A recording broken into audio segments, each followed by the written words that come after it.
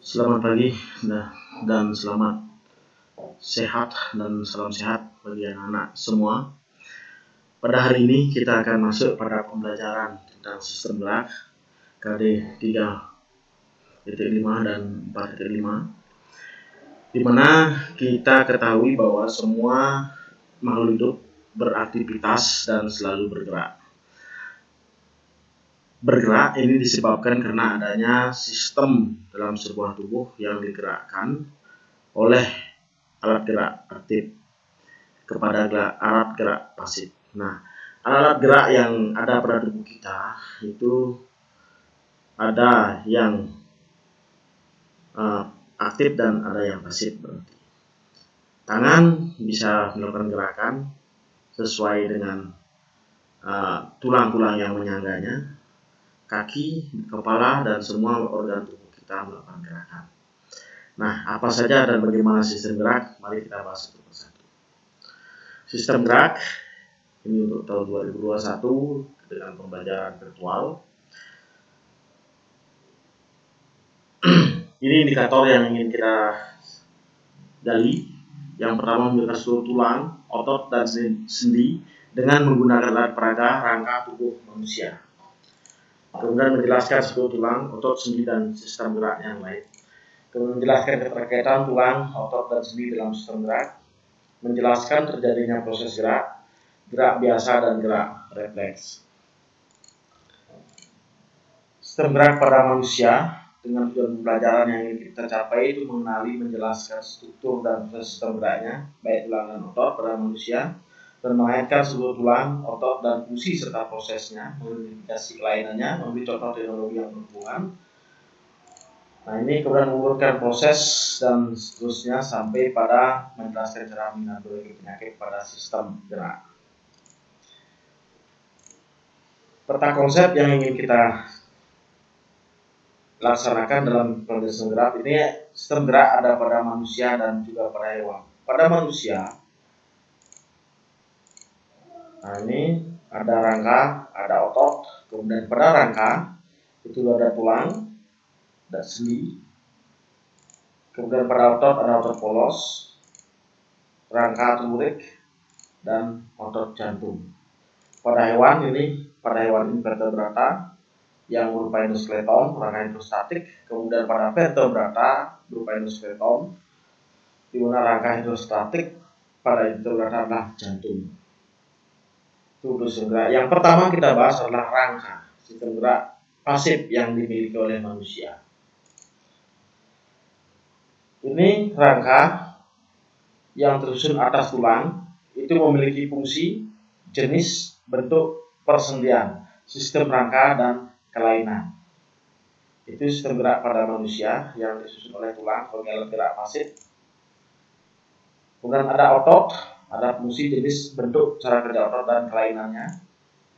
Nah, sekarang kita lanjut pada fungsi tulang pada bagian rangka.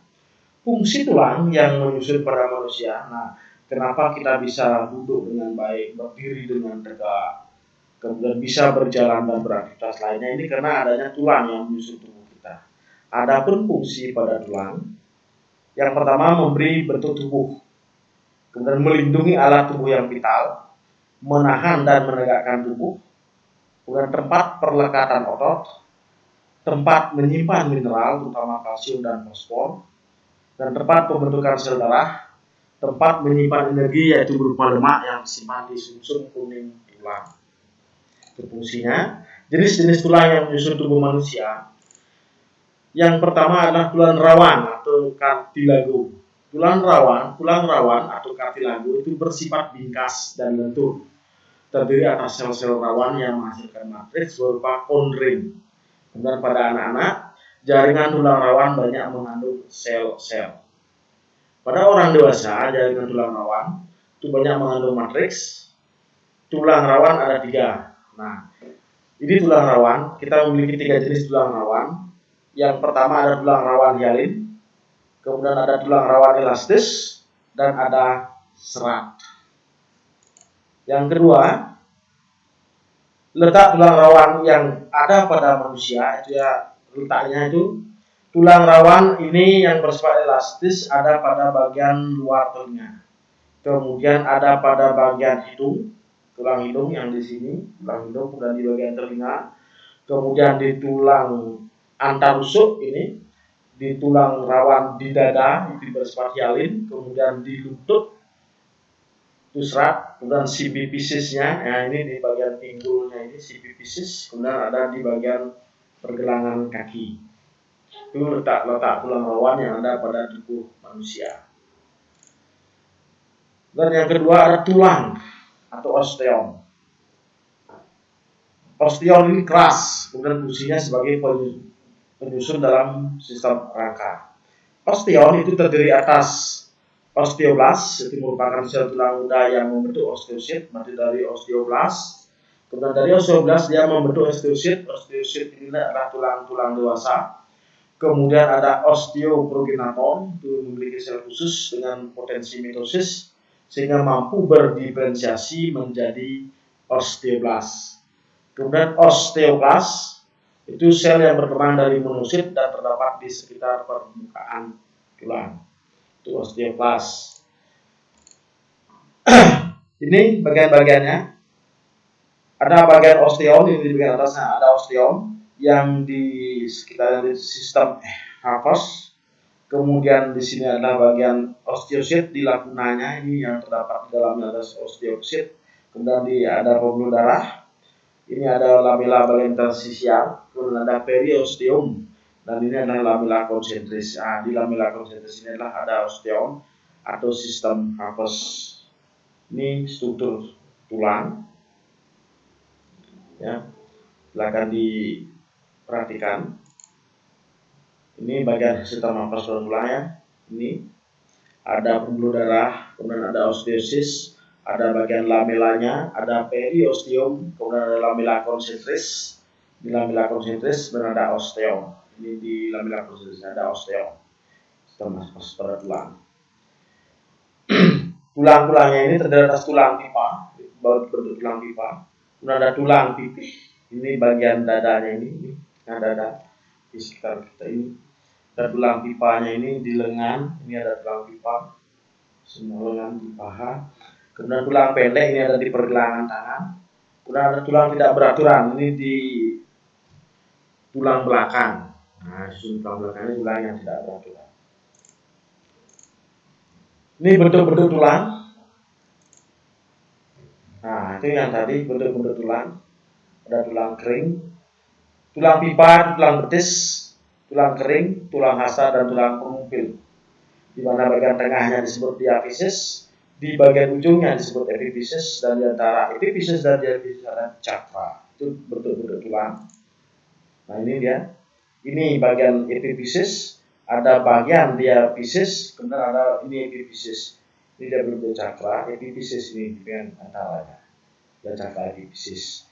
Ini adalah bagian tulang spon ini yang muda, kemudian ada rongga sumsum, terdapat dalam sumsum, ini bagian artikulasi persambungan antar tulang. Ini juga artikulasi persambungan antar tulang. Kemudian di sini ada endosteum dan periosteum, ini bagian dalamnya. Ini struktur dari tulang pipa. Kalau kita balikkan, nah ini tulang pipa ada bagian diafisis, epifisis dan cakra. Ini tulang pipa. Ini bagian tulang pipa. Nah, ini kemudian tulang pipih yang tersusun atas dua lempeng, tulang kompak dan tulang spon yang di dalamnya terdapat sumsum tulang pipih. Fungsinya dia adalah sebagai pelindung atau untuk memperkuat. Ini ada pada tulang rusuk, tulang belikat, dan tulang tengkorak. Ini berarti pada bagian tulang rusuk kita, tulang belikat, kemudian tulang tengkorak, ini bagian kepala, ini tulang pipih semua. Ini strukturnya. Dan yang berikutnya adalah tulang pendek. Ini biasanya ada pada pangkal kaki, pangkal lengan, dan ruas tulang belakang. Ini tulang pendek. Yang ada pada pangkal kaki, pangkal lengan, kemudian ruas tulang belakang. Ini tulang pendek. Dan ada tulang tak beraturan. Ini yang memiliki bentuk tidak tentu. biasanya ada pada bagian wajah dan tulang belakang. Ruas-ruasnya adalah tulang pendek, tulang belakangnya berbentuk tidak beraturan.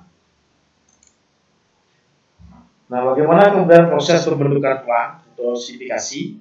Proses pembentukan tulang itu penulangan dimulai dari penulangan intramembran yang membentuk tulang pipih, kemudian penulangan endokondral yang membentuk tulang pipa. Penulangan intramembran itu terjadi pada saat embrional atau pada saat mesenkim, aktif membelah diri, kemudian membentuk sel muda yang biasa kita kenal dengan osteoblas. Berarti dari bagian osteoblas yang bersifat embrional atau mesenkim, yang kemudian membelah secara aktif dan membentuk sel-sel muda. Osteoblas ini kemudian mensekresikan matriks tulang muda yang disebut dengan osteoid, yang ke dalam ruang intraseluler itu kaya dengan serabut yang bersifat kolagen. Kemudian pada proses berikutnya terjadi proses vaskulasi, itu membentuk pembuluh darah serta dia membentuk osteoblas. Kemudian osteoblas ini membentuk osteoid, kemudian osteoid inilah yang akan kemudian terjadi proses pembentukan tulang dan di dalamnya terjadi proses vaskulasi, yaitu membentuk pembuluh darah di bagian jaringan-jaringan tulang. Nah, proses pembentukan pembuluh darah yang disebut dengan vaskulasi inilah kemudian akan membawa kalsium dan fosfat. Nah, setelah terjadi pengenapan kalsium pada bagian interseluler, mengeras, merubahlah osteoblas ini menjadi osteosit. Ini setelah di osteoblas yang mensekresi osteoid, masuk dalam sistem vaskulasi, membentuk pembuluh darah kalsium dan fosfat, masuk di ruang interseluler, mengeras osteoblas itu, membentuklah dia osteosit. Itu kemudian bagaimana penulangan endokondral? Penulangan endokondral itu diawali dengan terbentuknya tulang pipa yang masih berupa tulang rawan yang mengandung osteoblas. Berarti di endokondral ini dibentuk pada tulang pipa yang masih berupa tulang rawan dan mengandung osteoblas. Kemudian terjadi perubahan untuk osteosit sehingga terbentuklah sistem Harpers. Sistem Harpers ini ada laguna di dalamnya. Kemudian osteosit dalam sistem Harpers ini mensekresikan protein, membentuklah namanya matriks tulang.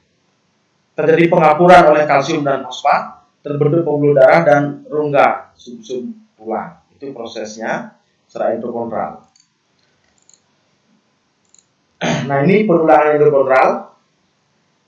Dari tulang rawan hialin terjadi ossifikasi primer, ada leher tulangnya, kemudian matriks tulang rawan terbentuk, kemudian terjadi pembentukan spons, tulang spons, pembuluh darah porestial kuncup terbentuk, kemudian mulai terbentuk penulangan sekunder, di mana terbentuk dia ada pembuluh darah epifisis, kemudian ada ruang medula. Ruang medula ini yang berisi sel-sel darah dan saraf. Kemudian terjadilah tulang rawan persendian. Di persendian ini terbentuk dia kembali dari tulang spons dan lempeng epifisis.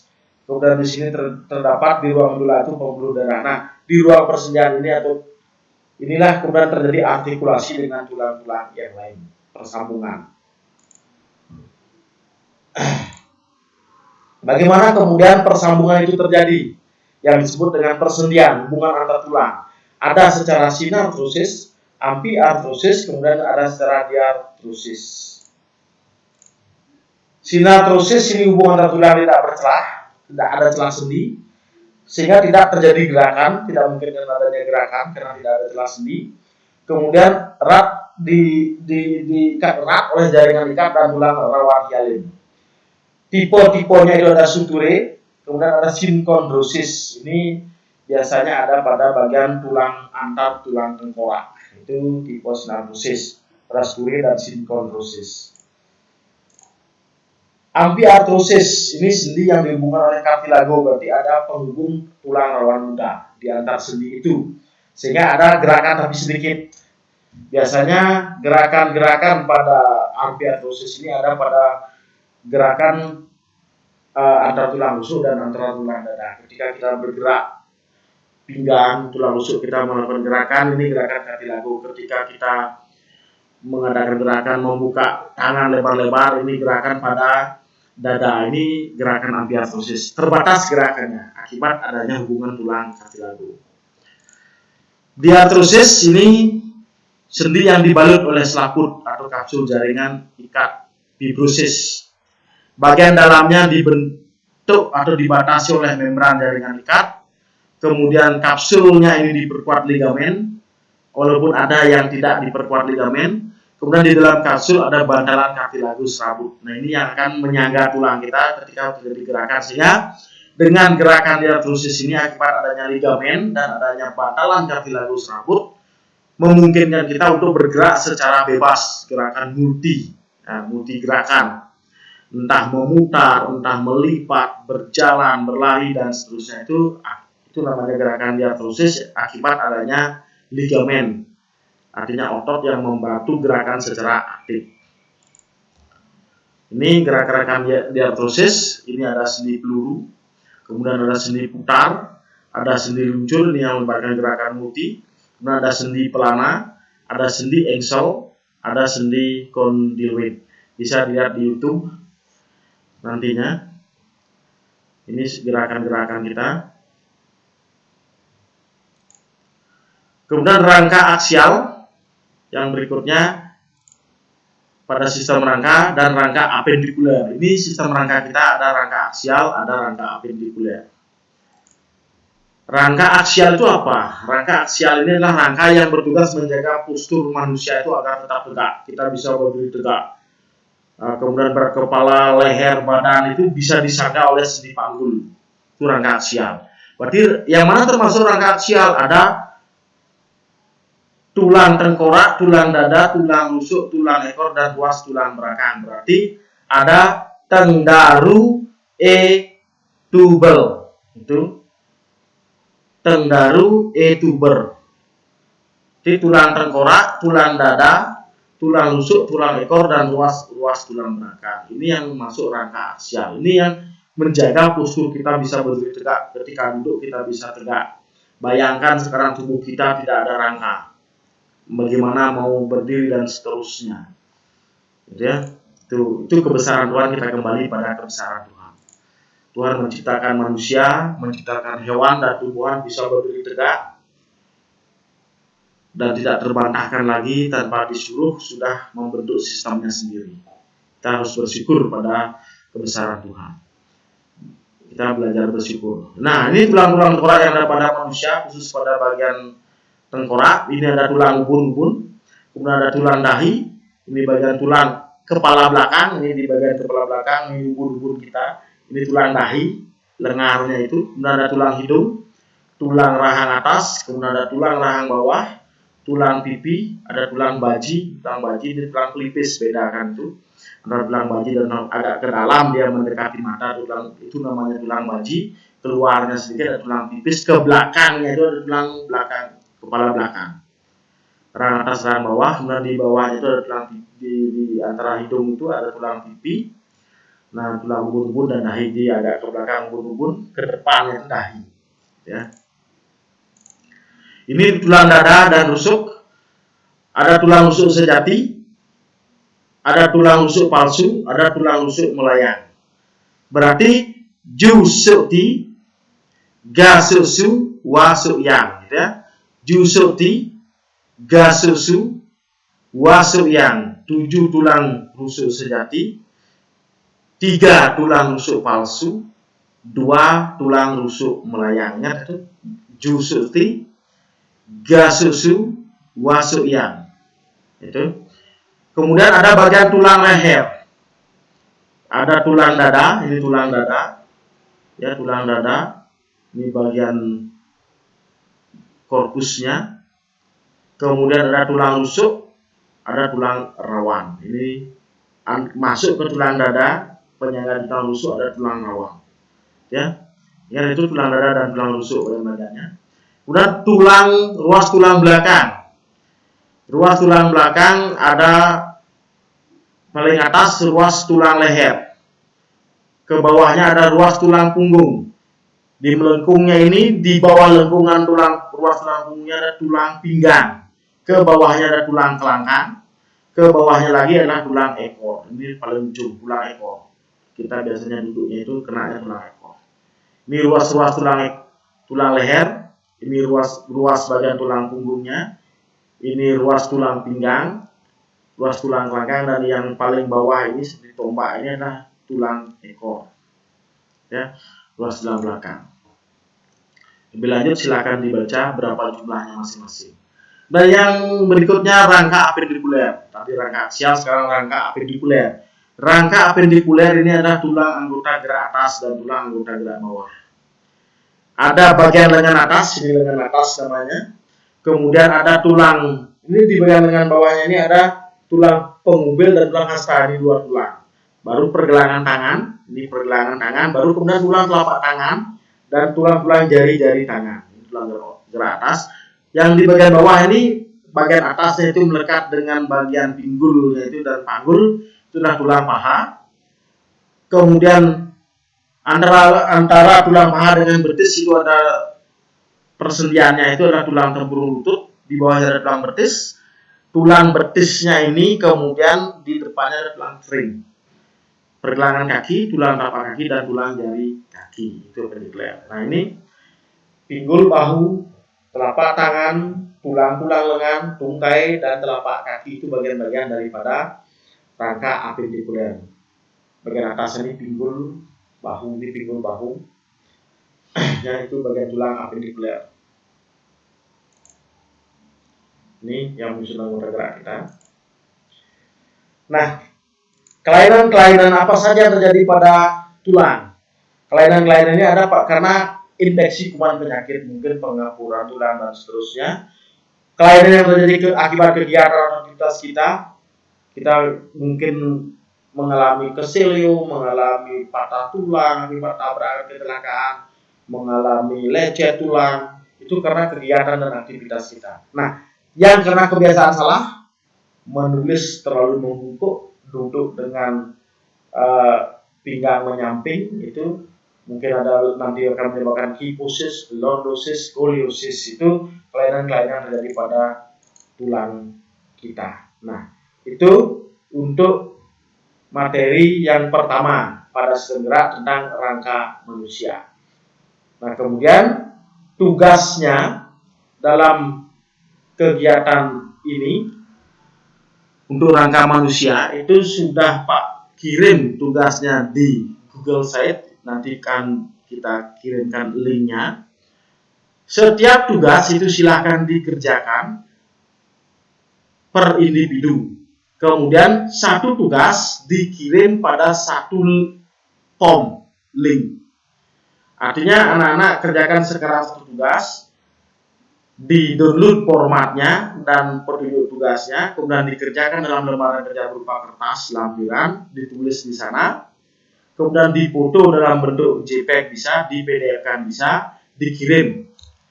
Lanjut tugas berikutnya juga dikirim khusus dia pada form link 1. Tidak boleh digabung, berarti satu tugas, satu karya, satu hasil, satu pekerjaan, satu kiriman.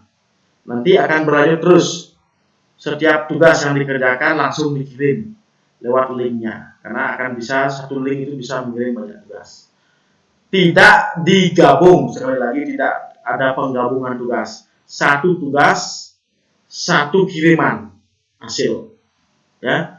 Nah, kemudian setelah tugas-tugas itu selesai dengan batas waktu yang sudah ditentukan sesuai dengan di Google Site, kerjakan tesnya secara PC, formnya sudah ada di tes, download petunjuk tesnya, kemudian kerjakan dalam kertas lembaran kerja, isi tes yang dikerjakan tanggal berapa, nama dan seterusnya sesuai perintah, kemudian kirim atau upload tugasnya baik bentuknya foto atau JPEG di link yang sudah disediakan.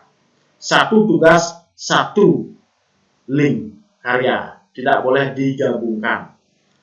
Ya, itu untuk tugas yang kita lakukan di sistem gerak. Nah, berikut selesai itu kita masuk ke materi berikutnya tentang gerak, itu tentang otot. Nanti kita akan bahas lebih lanjut. Silakan jaga kesehatan, jaga protokol kesehatan, karena ada tugas kelompok yang bisa dikerjakan di rumah bersama teman-temannya. Silakan atur kelompoknya sendiri-sendiri agar berdekatan, tidak jauh, dan tidak terjadi penyebaran virus berikutnya. Jaga kesehatan, jaga protokol kesehatan, selalu lakukan prokes. Ingat, kita hanya bisa berusaha dan tetap semangat. Terima kasih sudah menyimak dan sudah menganalisa tentang materi yang diberikan. Silakan mulai dikerjakan mulai hari ini. Absensi siapa yang menonton link YouTube nantinya, itulah yang akan melakukan absensi. Sekian dan terima kasih.